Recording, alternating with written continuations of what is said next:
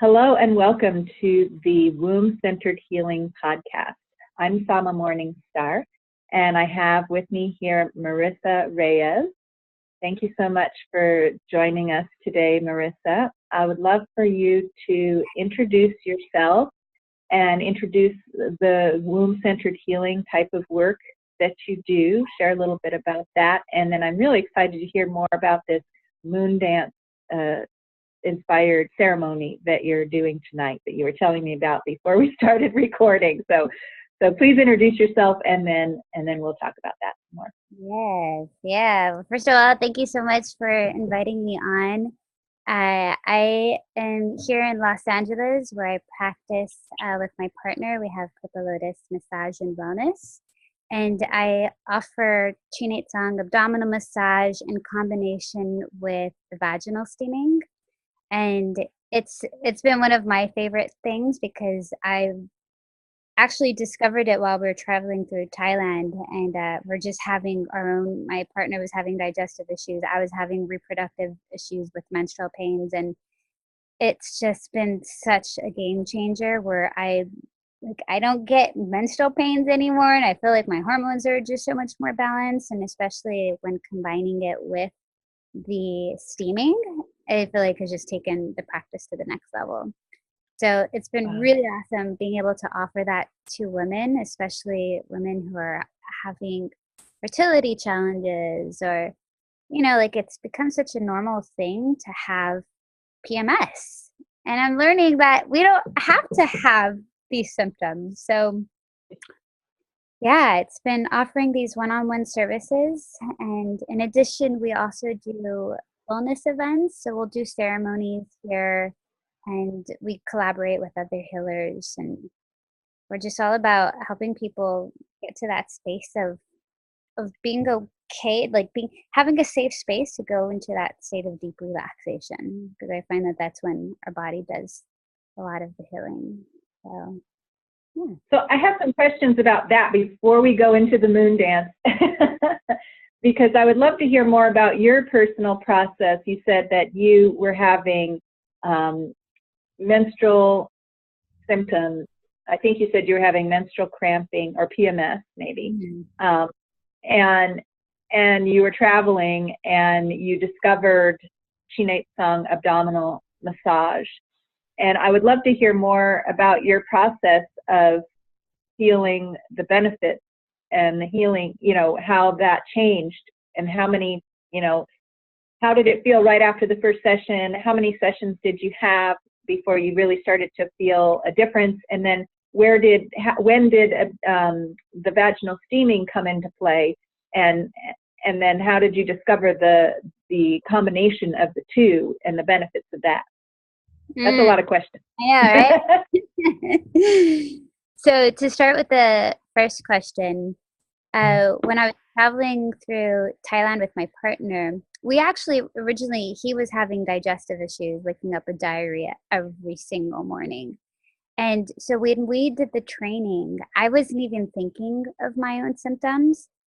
Ever since I was a teenager, I would have the kind of cramps that I would be curled up in a ball in bed, just like crying, and just remembering why are, like, as a woman, are we cursed with this? Like, I saw it as a curse, and it got better with time. And then it wasn't until it was about 4 years ago, I was in my late 20s, that I took this Tsang, the abdominal massage training, and my teacher had mentioned this also can help women with eliminating any menstrual pains, because what happens is the fallopian tubes can get twisted, and so the massage can help put things back into place and help bring the womb back into the correct position. And so to me, that was all like, okay, that sounds great, but I didn't actually think that, the next month, it was literally my next cycle that, like, I experienced no pain. It didn't mean I didn't feel it. Like, I felt my menstrual cycle happening, but it wasn't anything like it was before. And it's wavered, and a lot of it depended on my diet. I was drinking coffee at the time. I stopped drinking coffee. So I always tell women it's not just, do this one thing and it's going to be the fix it all. It's definitely a combination of, seeing what works and what doesn't work. And so for me, it was like immediately, like within a month that I started seeing the results. My teacher Yeah. recommends a series of 5 sessions, but everyone's different. There may be some people who it may take more than that, or it may take less. So it really depends on the person and how open they are to, how deep we go. Um, and then what was your second question? It was about when did you discover vaginal steaming and the combination of the Chi Tsang abdominal massage with vaginal steaming for these things? Did you have an experience then of, wow, when I add this in, it's even better? Yes. So I remember going to, here in LA, we have the Korean spas. And I remember seeing vaginal steaming on the menu.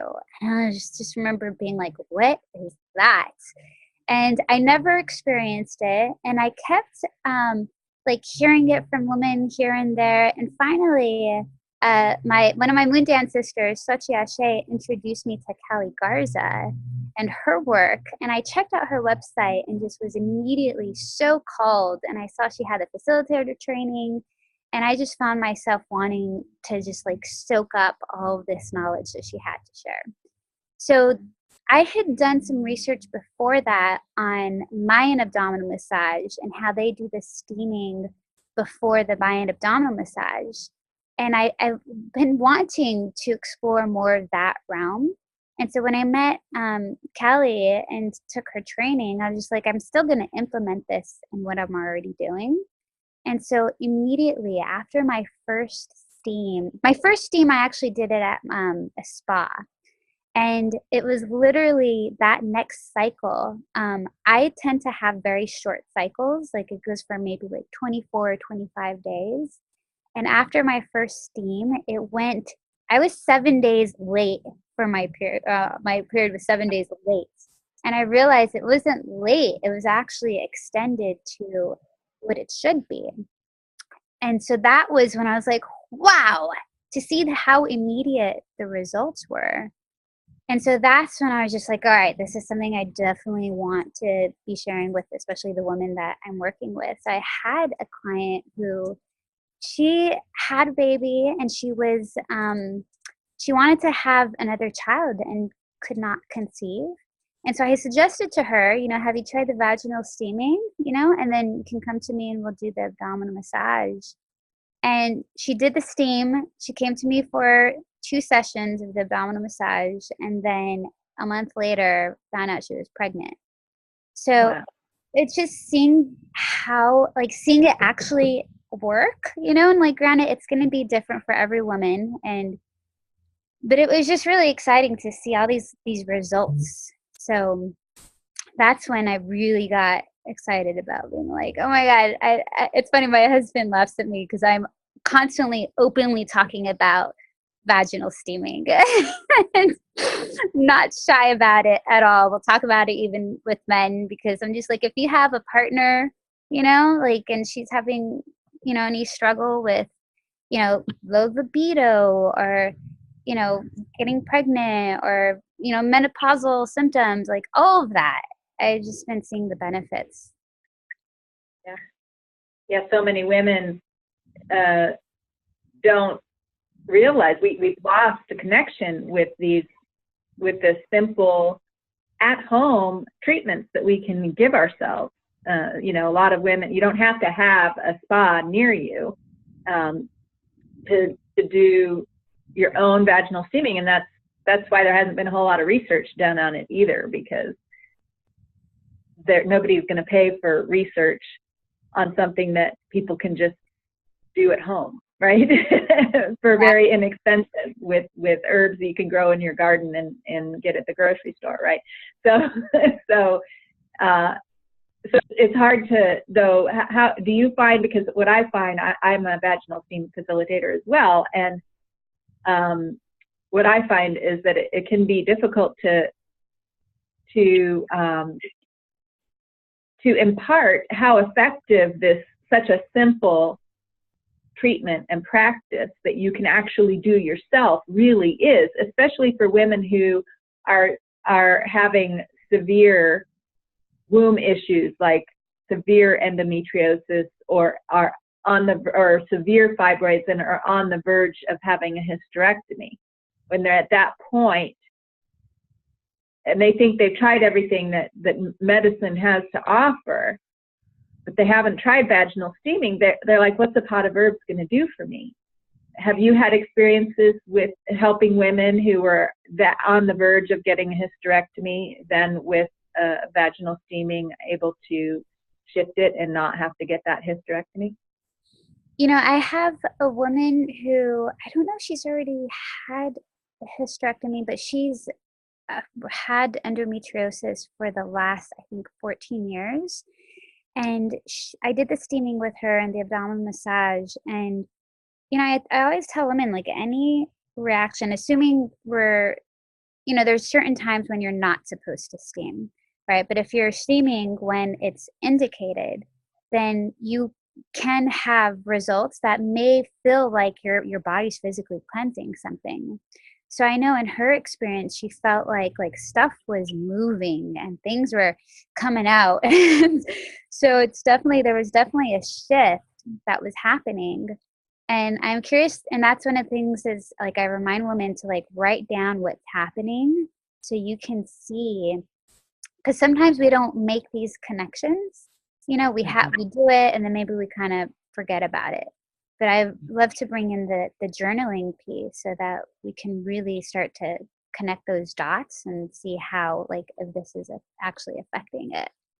So, yeah. Beautiful.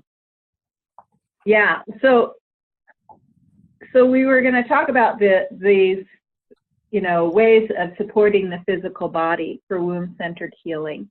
And you were also talking about, before we got on the call, and you mentioned a little bit how you do ceremonies, and you're getting ready to do this moon dance ceremony. Is that tonight?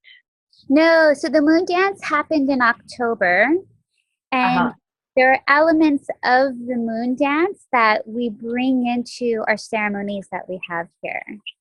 So, okay. Yeah.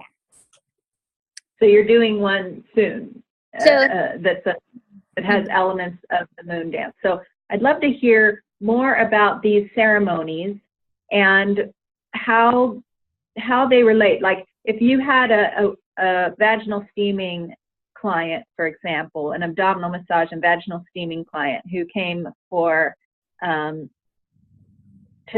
address her symptoms, and you wanted to invite her to this ceremony, how would you make the connection between whatever's going on for her, that she's coming to you for these other treatments, and what she's going to experience when she comes to the kind of healing she's going to experience when she comes to the ceremony? Because it's a bit of a step into another realm of this level of this womb-centered healing. It's another realm. So how do you make that connection to your client, with your client?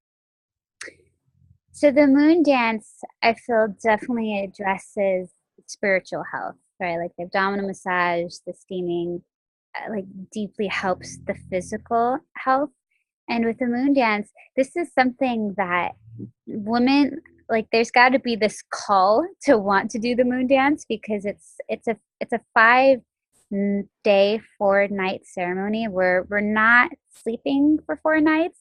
So it's physically exhausting, and it's in that experience of exerting ourselves physically that we start to, like, go into this other state of being. And so, like, the ceremony that we're doing for New Year's Eve is kind of that similar experience of, we're not going to be sleeping throughout the evening, and it's to really, like, take our body beyond what we're used to, which is we're so used to being comfortable. So in terms of, like, if a client were to come to me and she would be interested in sitting in ceremony, and the ceremonies that we do vary from, cacao ceremonies to, this overnight New Year's Eve ceremony. And so it really is about like nurturing that internal realm. And in ceremony, it's really like just bringing to awareness everything that's lying beneath what's going on in the heart center, which is essentially connected to the womb center, and just bringing awareness to that. And that's exactly what the moon dance is. We dance for each of the directions. We dance around the medicine wheel, and each direction representing a different element. So this last year I danced in the north, representing the smoky mirror. So like looking at our shadows. And last year I was in the south, where we danced with the hummingbird, which is that warrior spirit. The west representing the feminine, and then the east representing the new beginning. So when we bring all these pieces into our awareness and how like that shows up in our life, and doing that within a sisterhood of women who like we're all going through it, so we're just holding space for each other, and for whatever it is that comes up, it's when we're that physically drained and exhausted, the emotions just like, so it feels very nurturing. What it is, it's as physically challenging as it is. We're literally, we have breaks throughout the evening where we literally bring out our tarp and our sleeping bag, and we have about 20-minute, 30-minute breaks where we can nap. And it's in those breaks that we go into that dream state. And that's where it said that we women receive messages, or I would have these dreams where I wasn't able to attach any like stories to them. There was just something about the feeling of the dreams. So it's working with this whole other body of energy.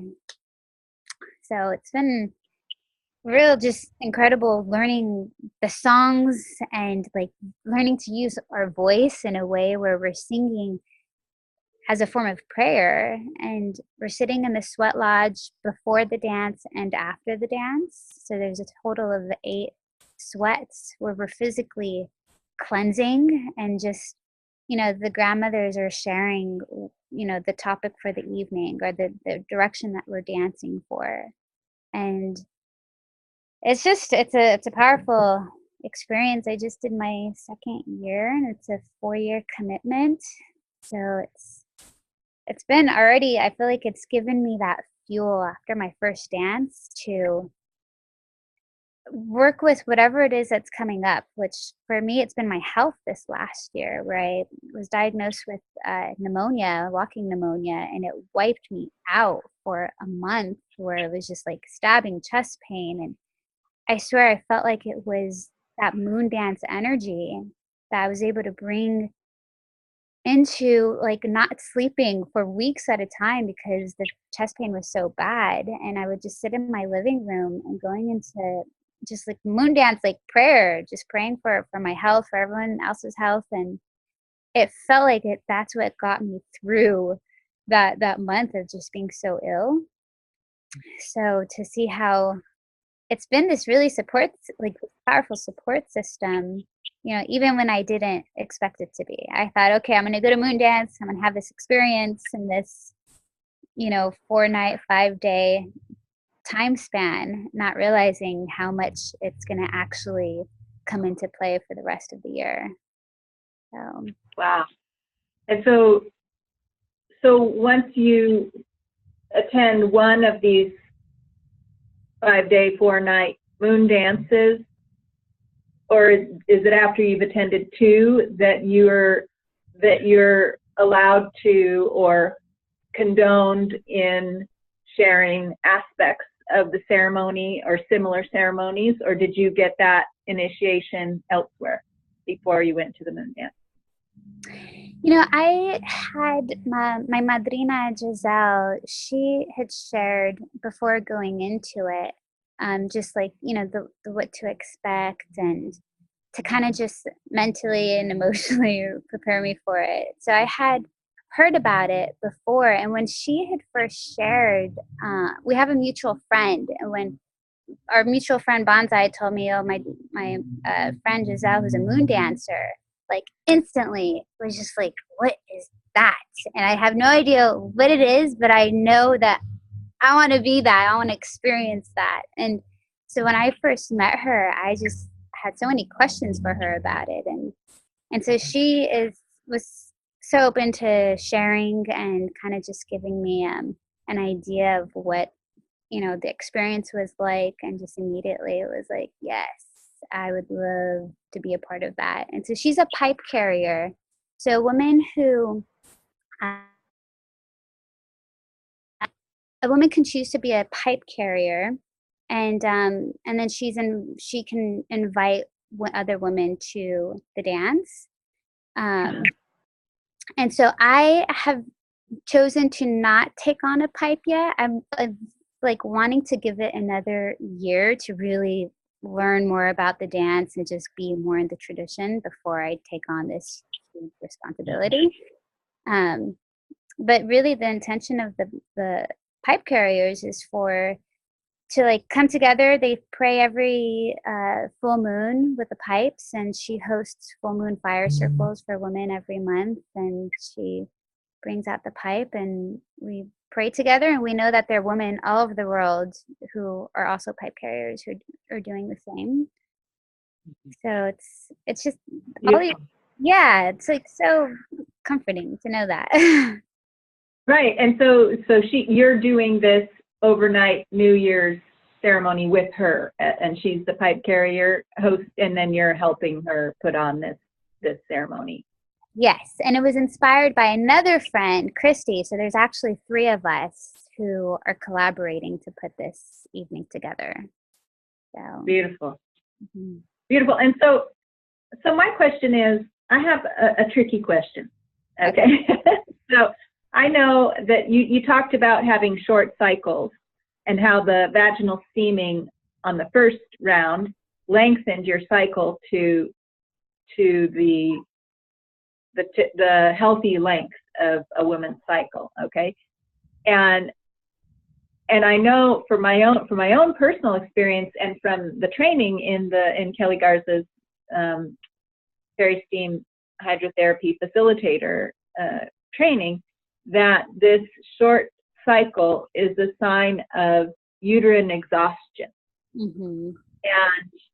And given then given the health issues that you just talked about of pneumonia, I know that pneumonia is walking pneumonia is often also a sign of overall exhaustion of a person. And so I wonder,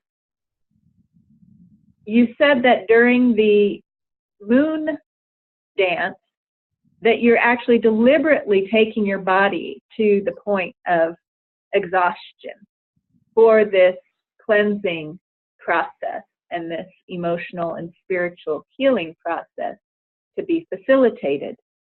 I wonder how the moon dance affected your menstruation. Did it shorten again, and that goes with the other question that I had of, were you able to sustain that lengthened cycle? Mm-hmm. Since that first round, I would say my cycles are longer. They're like in between. So before it was about 24, 25 days. It's now about 26, 27 days. Mm-hmm. And that was the big take back I got from Kelly Garza's training, was like, oh my gosh, I have a fatigued uterus. So is that why my body's not able to like hold the blood in? And yeah, I never really thought about that, because we are physically exhausting ourselves. And it's so interesting because at the end of the 5th day, there is this energy where, yes, like I have the best sleep those following days. But it goes for like, you know how like when you take a slingshot, and it goes from like super tired to like the way it shoots us to is this like, wow, my energy level feels so good like weeks after the moon dance. So it almost Right. felt like it was a reset button where it took us to that place of like doing something that we're not used to so that it could, it's like this teeter totter, and then eventually it comes back to center. And I think it's as long as I continue to remember to rest, when I know it's time, my cycle's coming up, and to, just be aware of all of these other elements of, am I drinking enough water? Am I, am I staying true to my morning practice and meditation? And but yeah, I can definitely see. I would be curious to see how exactly the moon dance affects my moon cycle. I do have to say though, since in the last 3 years, since I've started to become more in tune with doing the moon dance and going to the full moon fire circles that Giselle hosts, my cycle is lined up with the moon so that I tend to ovulate during a full moon and then bleed during the new moon.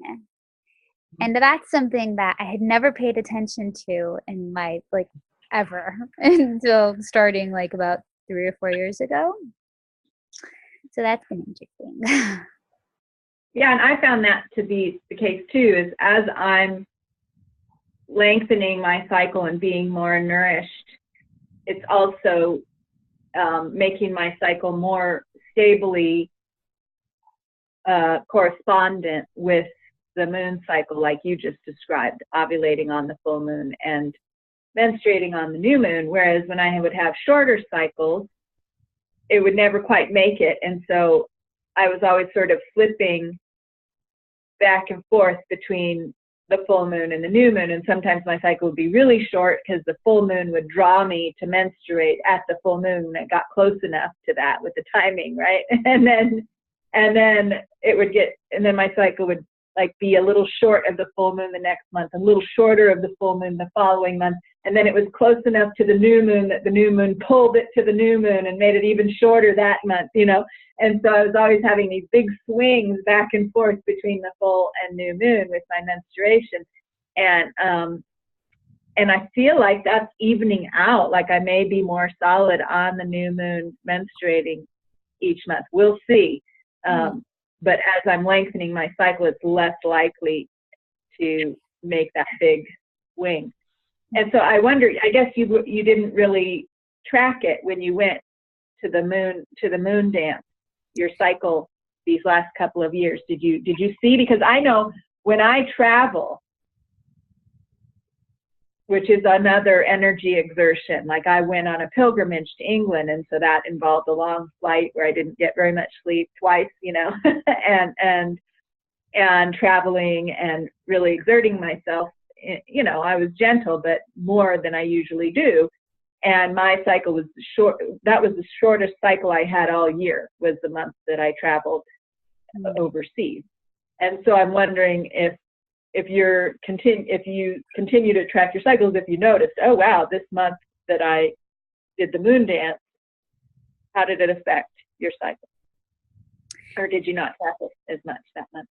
Well, it's funny that you mentioned the traveling, because going back to that period of having pneumonia, I had taken a trip to Austria to go visit my husband's family. And we were there for 3 weeks, and then went immediately after to Thailand to continue our studies with our teacher. So we went from snow in Austria to, heat and humidity in Thailand. So looking back, I totally felt compassionate towards my body and understand why it reacted the way it did. Right.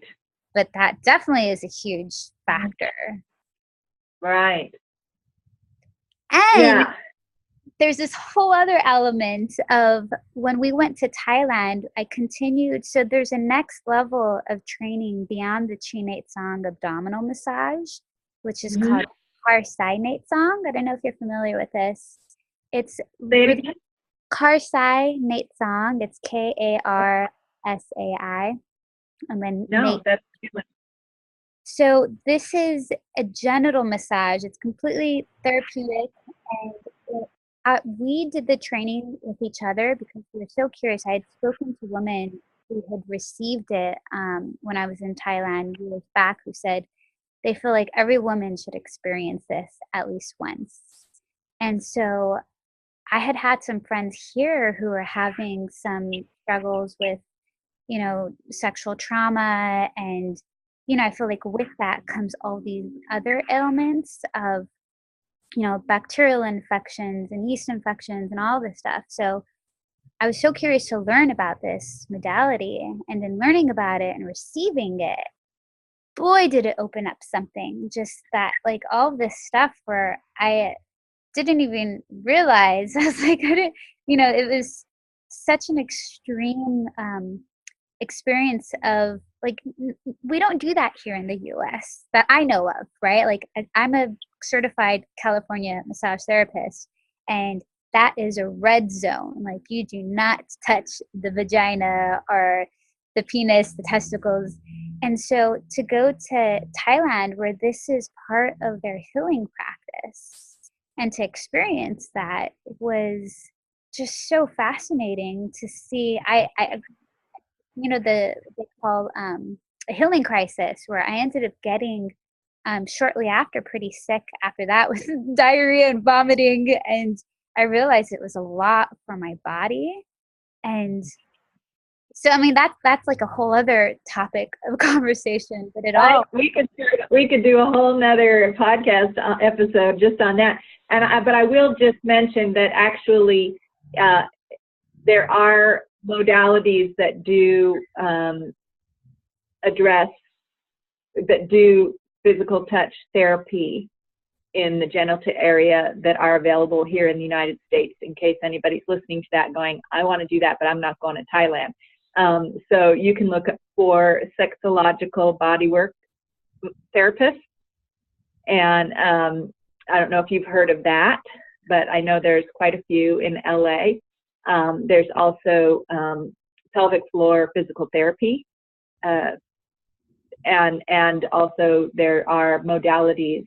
They're not as commonly known, or it's not like a traditional part of the healing like it is in Thailand, but it is being developed because we're not the first ones to recognize the need for it, is all I'm trying to say. So, so yes, as a regular massage therapist, which I am too, that is the red zone.